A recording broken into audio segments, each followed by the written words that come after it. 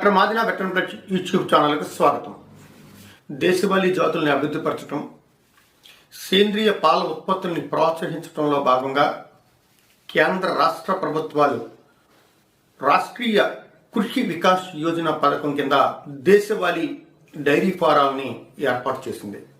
ఈరోజు మనం ఈ వీడియోలో ఈ పథక వివరాలను సంక్షిప్తంగా తెలుసుకుంటూ ఇప్పటి వరకు మన రాష్ట్రంలో ఏర్పాటు చేసిన పలు డైరీ ఫారాల్లోంచి ఒక 5 డైరీ ఫారాలు ఎలా ఏర్పాటు చేసుకున్నారు, ఆ లబ్ధిదారుల వివరాలతో పాటు ఆ వీడియోల్ని మీకు చూపించడం అనేది ఈరోజు ఈ వీడియో తాలూకా ముఖ్య ఉద్దేశం.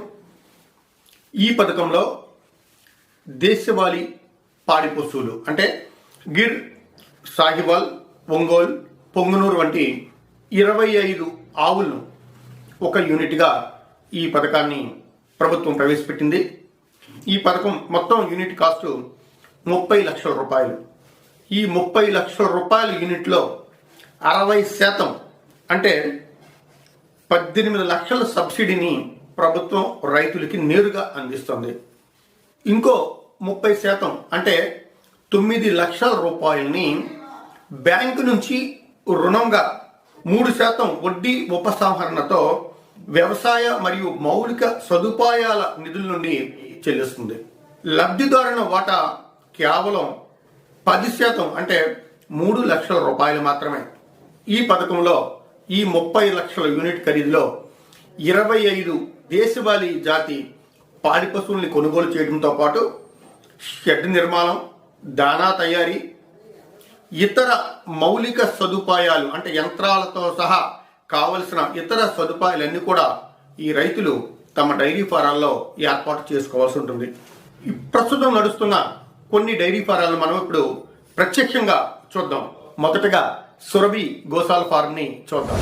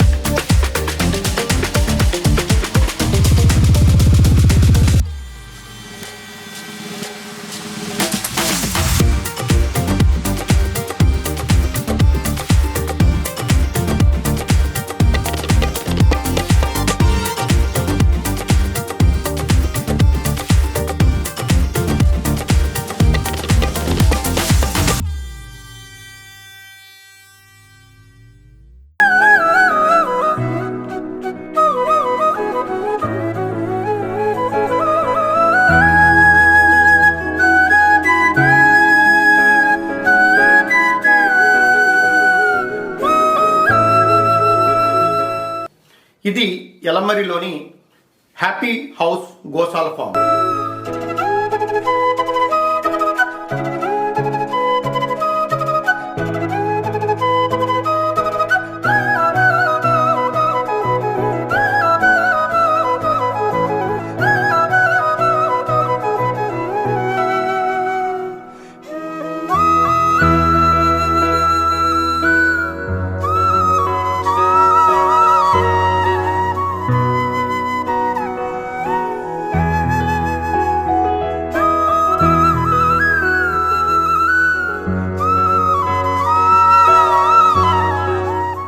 ఇది కంభంపాడులోని సాయి శ్రీనివాస దేశీ కౌ ఫామ్.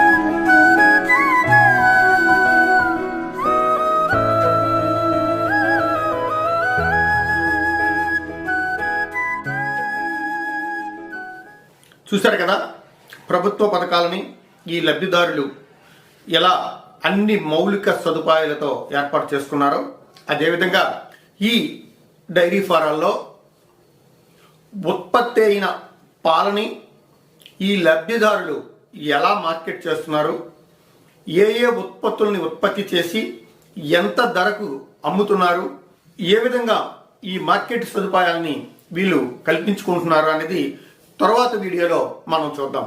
అంతవరకు సెలవు.